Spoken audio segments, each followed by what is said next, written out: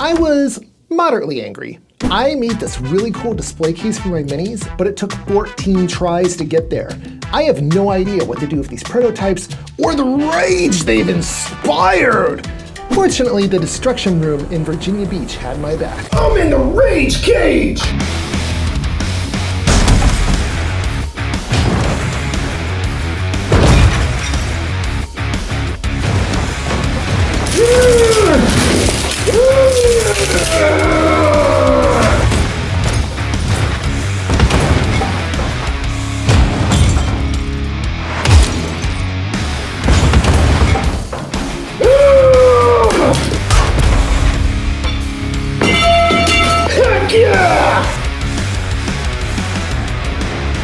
I have finally made peace with my 3D printing failures, but the build that survived all this chaos, well, you need to see what I went through to make it work. Full video is live now and the link is down below. And thanks again to the Destruction Room for helping me find my zen.